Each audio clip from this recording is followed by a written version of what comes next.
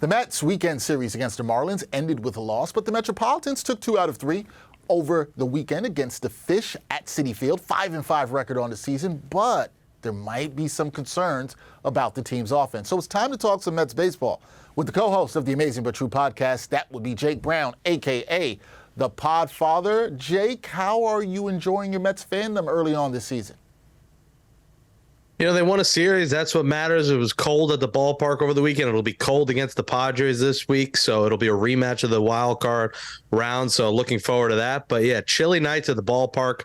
Bring some gloves, bring a hat, and be prepared. But fun to be back in Citi Field after, you know, all the renovations, all the new clubs they added, new food, big scoreboard. A lot of changes were made, so it was good to check everything out. Yeah, it's still too cold for me to get out there for the baseball games. But, Jake, you know, you and I will be at some games when the weather warms up together soon. We will get that done. But let's start off talking about Francisco Alvarez, who made his second career start on Sunday with Omar Narvaez injured and Alvarez up with the big club. Should Alvarez be in the lineup every day now? I think he's got to be. I know Buck said Nito's going to get the bulk of the catching duties, but we know what Tomas Nito is, and I like Tomas Nito. Good defensive player, will get you a hit here and there, but he's a singles hitter who's a solid defensive catcher. He's not a world beater, and Francisco Alvarez could be the punch that this lineup needs, and we just don't know yet if he has that. Listen, this guy was 2 for 14 over 5 games with a home run entering Sunday. Sunday, he gets the RBI hit. You could just see from his swing, he is a big league hitter, and he also came close to throwing some guys out. He had a couple of cannons that he threw to second base. So he's pretty good defensively. He's got some pop. The Mets really need that right now, and he needs the consistency. This guy's trying to do too much. When he plays once, twice a week, he's trying to do so much in that 1 or 2 games, try to be a hero, that there's no consistency there. He needs to play 4 to 5 times a week. Nito once to twice. It's got to be the other way around. You have to see what you have in this kid, at least until Narvaez gets back, who was hitting well before he got hurt. But Alvarez deserves the chance for some consistency. He came up at a weird time in a playoff push last year, and he caught 13 innings. I mean, this is 22 innings he's caught of big league ball. Let's see what he's got. Let him play a couple days a row and get him his chance. All right, you heard it from Jake. The time is now to see what the Mets have in Francisco Alvarez. And you mentioned what he probably could provide to the lineup. The bottom of the lineup has struggled for the Mets early on this season. On a scale of 1 to 10, Jake, what is your level of concern about the lack of production from the 6 to 9 hitters? And how do the Mets address this issue? Is it as simple as bringing up Alvarez, let him stay, and getting the lineup?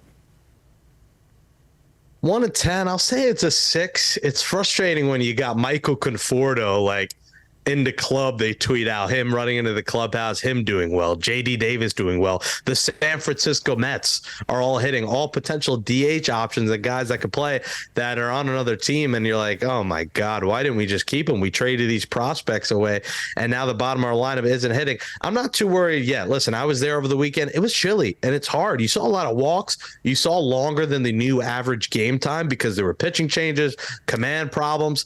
And Eduardo Escobar, listen, he hit a homer Saturday. He drove in a run Friday. He had a double on Sunday. His bat's starting to come alive now. And I think, you know, there were fans cheering for Beatty in the home opener and booing Escobar.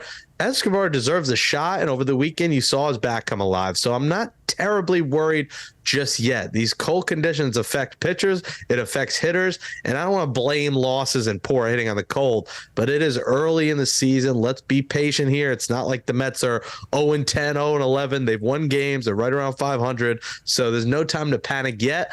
But I'd love to see Alvarez as a part of this. And maybe we do see Beatty in a few weeks, but don't be too worried yet.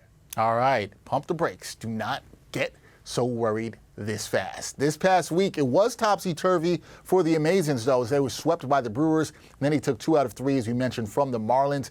The team that eliminated the Mets from the postseason last year, the Padres, they come to town on Monday. Then the Mets head out west for 9 games. Do you view the next 12 games as a big early season test for the Mets? I think it's too early to call it an early season test, really, at this point when the Mets don't have Verlander, they don't have Narvaez, they're missing guys. Now, Starling Marte might miss this Padres series. He's day-to-day, which is a huge loss. I mean, you saw this Mets lineup without him last year, and, you know, he came back for the playoffs, but they needed him in September to try to win that division, and they badly missed him. So hopefully he comes back soon. I think this Padres series is important, though.